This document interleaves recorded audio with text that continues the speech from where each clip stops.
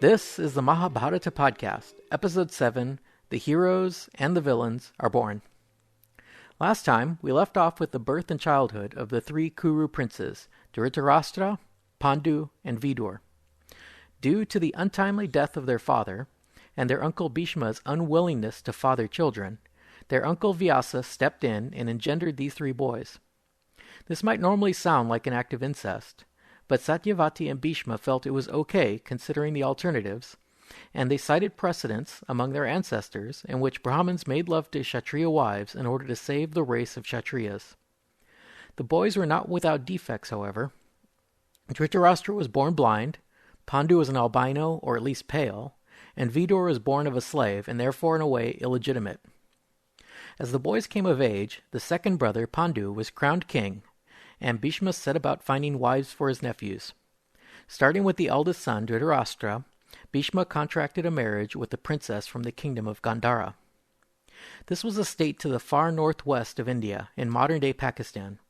If you were to look at a map of India at the time of the Mahabharata, you would see that the land of the Kurus, from Hastinapur on the Ganges to Indraprastha on the Yamuna, is pretty much right in the middle of the line of kingdoms stretching from the northwest to southeast along the Himalayan foothills. With the central location and exceptionally fertile lands, the Kurus must have been strategically important players in the international politics of the day. I've put a link to a good map on my website under this episode, so please check it out. The geopolitical aspects of these alliances are not completely clear, but there are clues that more is going on than just egotistical princes fighting over points of honor or greed. This princess from Ghandara was named Ghandari. Her family at first hesitated to marry her to a blind man, but reconsidered because he was the eldest son in a powerful dynasty. It appears to me from this and a few other examples that at the time children were married off in order of age, so the only available son was really Dhritarastra. Ghandari was the epitome of a good wife. Loyal to the degree that once she was engaged, she refused to even mention other men by name. She even went to the extreme of tying a cloth over her eyes and blinding herself so she would not have any advantage over her husband. Ghandari was a particularly attractive match because after propitiating Rudra Shiva, she had been granted the boon of having 100 sons. With her, the Kuru dynasty need never fear a shortage of heirs to the throne, quite the contrary. Ghandari was delivered to her new husband in the company of her brother, the crown prince of Ghandara, named Shakuni. Shakuni must have enjoyed his welcome, because he was to return many times in the future and cause a lot of trouble. One last point of interest in this marriage was that Shakuni also delivered a large fortune. The Gandharans paid for the honor of an alliance with the Kurus. With Dhritarastra thus married off, Pandu came next for finding a wife. Pandu must have been more presentable, because he attended the Swayamvara held for Kunti of the Yadus, where she would choose her own husband from the crowd of applicants. Kunti was the daughter of Shura, who was the chief or king of the Yadus. She was then adopted by another king named Kunti Bhoja. The Yadus ruled over the region around Mathura to the south of the Kurus. Kunti Bhoja was the southern neighbor to the Yadus. Thus, the tie with Kunti solidified an alliance with the two kingdoms to the south. Another important thing about Kunti's descent is that her brother, named Vasudeva, will be Krishna's father. So Pandu not only had an alliance with a southern neighbor, he also happened to become the future uncle-in-law of the Lord of Everything. Following this marriage with Kunti, Pandu traveled with Bhima to another kingdom just west of Hastinapur called Madri. There they contracted another marriage with the daughter of that king. Her name was Madri. In this case, it was the Kurus who paid out a fortune to arrange for the marriage. Pandu followed up his two marriages with a great campaign against his other neighbors. Having solidified links with kingdoms to the west and south, he followed the Ganges downstream through Kashi, Magadha, Punja, Videha, and Suma, through modern-day Bihar and West Bengal, defeating them all in battle and subjugating them to the Kuru throne. Having studied Indian history from the early sultanates through the British Raj, I find it interesting how little the politics of India has changed. From ancient times up to independence, the imperial power always seemed to prefer to rule by proxy rather than direct rule. When a kingdom was subjugated, the conquering power preferred to leave the regional prince on their throne and were content to receive tribute and military support in exchange. Thus, Even though Pandu and his allies conquered all this region, from the fork in the Ganges-Yamuna rivers to the sea, they did not depose the kings of these states. Rather, they demanded large tributes and alliances, and then returned home in glory. Following his massive imperial conquest, Pandu settled down to a life of hunting. He left internal state affairs in the hands of his capable uncle and brothers, and lived with his 2 wives in constant travel, hunting from forest to forest. Considering that in ancient times hunting and warfare were almost indistinguishable, there may have been a political aspect to Pandu's travels.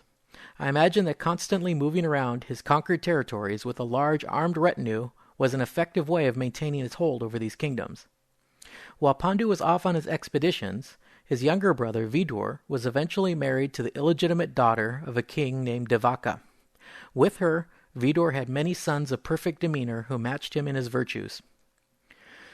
No one is quite sure how these things came about, but just as there are 2 different stories about Bhishma's incarnation from the Vasus, there are 2 versions of how Dhritarashtra's wife Ghandari got the boon to have 100 sons. I already described the first version, where she propitiated Shiva. The second version is given when we are told of her pregnancy. In this version, she had once comforted Vyasa when he had arrived exhausted with hunger and fatigue. Vyasa then allowed her to make 1 wish. She asked that she be granted 100 sons. Sometime later, she became pregnant. 9 months passed, and she was still pregnant. In fact, she remained pregnant for 2 full years. It seemed like she might never give birth.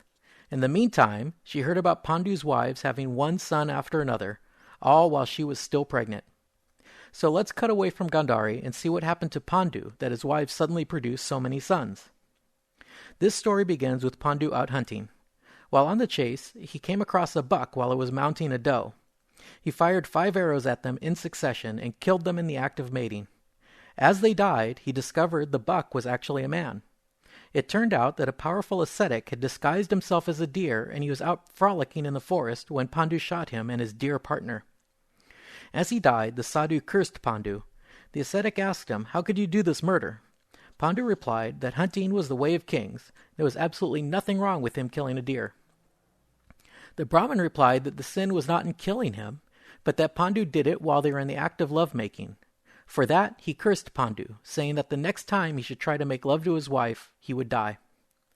I find this bit of bestiality interesting. First, in a prior version of this story, given in a summary at the beginning of Book 7, they don't say that the ascetic was in the form of a deer. They just say he was jumping a doe in his human form. Even in this later version, the ascetic describes himself as wearing the guise of a deer, and saying that he consorted with does out of his extreme shyness with women. Be that as it may, Pandu, who did not yet have a single child, was now unable to make love to his wives without killing himself in the act. Pandu was extremely sorry for having killed this Brahmin. He thought of his father Vichitravirya and how he had died childless after following a life in pursuit of pleasure. He decided to follow the path of his natural father, Vyasa, and to forsake his worldly possessions and become a hermit in the forest. The book is not clear on when exactly Pandu gave up the kingship. When he announced his renunciation, he asked his followers to inform the king. That implies that perhaps he had already resigned the crown to his blind older brother when he had retired to the forest. Perhaps he only renounced the crown at this moment. It is not clear to me which. What matters is that, even though Dhritarastra was disqualified in the line of kingship, he was still the next in line for the throne. So when Pandu was no longer king, the crown automatically went to his older brother. Pandu's 2 wives, ever loyal, joined him in his austerities, begging food and wandering. Pandu embraced his new identity as an ascetic to such a degree that he became something like an honorary Brahmin, living and traveling among all the other ascetics of the forest. Over time, as he considered his situation, he gradually became desperate about his inability to have children. He cited the law in the Vedas, saying that to fail to have children who will perform offerings to their ancestors is essentially to murder one's ancestors. He nearly became suicidal over this conundrum until a fellow holy man told him that despite his curse, he would nevertheless have a number of fine sons to follow him. In his desperation, Pandu spoke to his wife Kunti, suggesting that she look for a superior man of the Brahmin caste to make her pregnant. Kunti replied with the story of another king who was impotent and who had died. His wife refused to let go of his corpse and mourned his loss and her childlessness for several weeks. Finally, the spirit of her dead husband came back, and through some kind of necrophilia, she was able to conceive. Pandu probably didn't like the implications of this story, so he stuck to his request. At this point, Kunti made a confession. As a young lady living in her adopted father's palace, she had once been host to a powerful sage who, in gratitude, granted her the boon that she could summon any god and conceive a child with him. When Pandu heard this, he was delighted and set her to work right away, saying she should summon the god Dharma and have a child by him. So Kunti recited the spell, and the god Dharma came to her in a yogic form, and she conceived a son. A disembodied voice announced that the child would be a great upholder of Dharma, a celebrated king named Yudhishtira. You might wonder what Dharma was doing still a god when he had already incarnated as the person of Vidura. See episode 6. Well, that's why they call it a partial incarnation. The gods only send down a part of themselves to incarnate as a human. There was still plenty of him left to be both father and partial incarnation of Yudhishtira. Following Yudhishthira's birth, Pandu urged Kunti to use the spell again. This time he asked for a strong child, so Kunti summoned the wind god. This child was to be named Bhima, and he would be immensely strong. At this point, we should go back to Ghandari, Dhritarashtra's wife, who, remember, was also pregnant. She had actually conceived and become pregnant before Kunti used her spell to conceive Yudhishtira. So Ghandari had every reason to think that her son would be the oldest son of the oldest son. In other words, her child should be the first pick for the heir to the Kuru throne.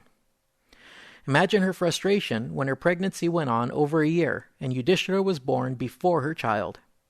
Her frustration grew even more when she found that Kunti was pregnant with another child. After 2 years of pregnancy, she finally snapped and beat her own belly, causing a miscarriage. What came out was a disgusting ball of flesh. Repulsed, Ghandari made to throw it out.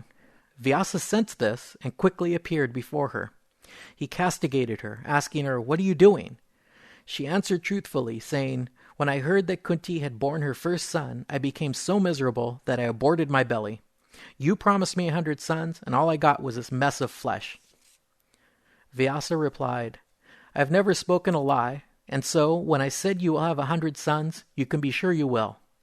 Have at once 100 pots set up and filled with ghee, and sprinkle this ball with cold water." As soon as the water came in contact with the flesh, it shattered into 101 pieces, each the size of a thumb joint, and each piece was placed in its own jar. After some time, the pots were broken open one at a time.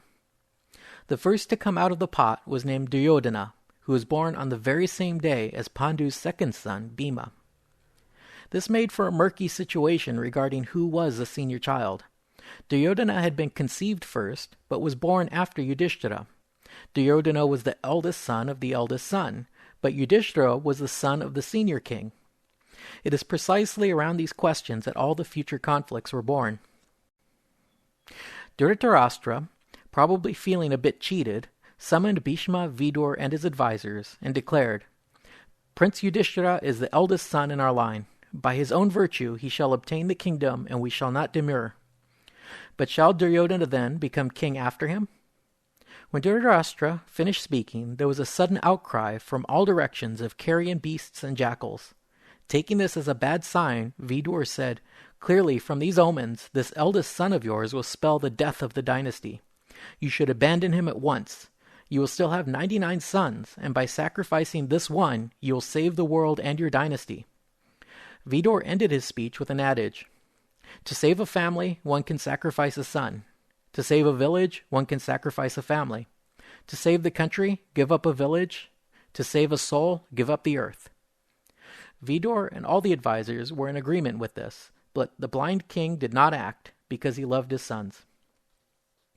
In addition to the oldest son, Duryodhana, Dhritarastra had 99 more sons and one daughter from these jars. I'll spare you all of their names, because all but a couple play no distinct part in the story. The main sons would be the oldest two, Duryodhana and Dushasana, and one more named Yuyutsu, who was born of a servant girl. Now, back to Pandu, who, as we recall, had his second son Bhima born on the same day as Dhritarashtra's first son Duryodhana. Following Bhima's birth, Pandu asked Kunti to try one more time. This time he aimed high, deciding to summon the first among the gods, Indra himself. To ensure Indra's cooperation, both he and Kunti spent an entire year in extreme austerity, standing on one foot and facing the sun daily, and barely eating any food at all. Having pleased the Lord Indra, Kunti finally summoned him, and thus was conceived the great hero Arjuna. After this great success, Pandu got a little greedy. He started thinking of which god he might call up next, but Kunti stopped him, saying he should be content with these 3 mighty sons. To ask for more would be improper. At this point, Madri spoke up, saying she would also like to be a mother.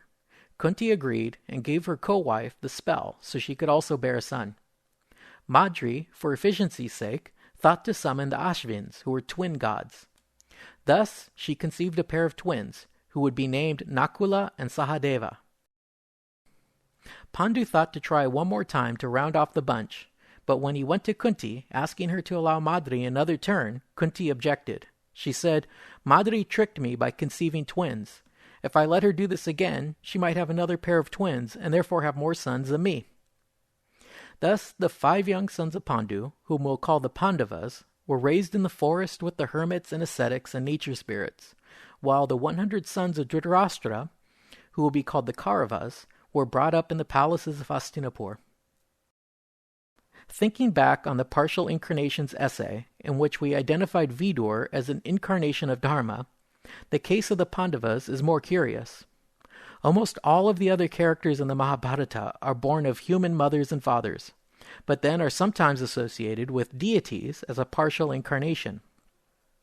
The Pandavas are unique in that they are actually conceived by a god on their father's side and have a human for a mother.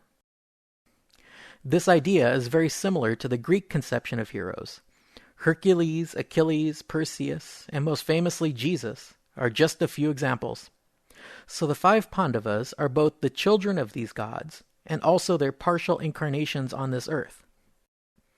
These concepts are a little bit murky, however, because later Arjuna is paired with Krishna as the reincarnation of the rishis Nar and Narayan. So I'm not sure how this is all worked out, or whether it is completely consistent. While the 5 Pandavas were still quite young, Pandu was out with his second wife Madri in the forest. This time he wasn't hunting, and his lust overcame him. He forgot all about his curse and made love to his wife, dying in her arms. When Kunti found out what happened, she scolded Madri for allowing her husband to get aroused.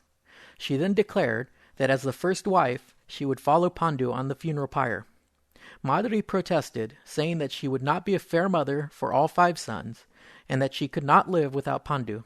Thus, as Pandu's corpse was burning on the funeral pyre, Madri threw herself on it, immolating herself out of loyalty and attachment to her husband. Following the death of Pandu, an enormous crowd of hermits and ascetics gathered in mourning and escorted the widow and orphans back to the city of Hastinapur, where they could be cared for by their next of kin, King Dhrtarastra. That's it for now. In the next episode, we'll hear of their upbringing and education, and see how they deal with their jealous cousin Duryodhana. Thanks for listening.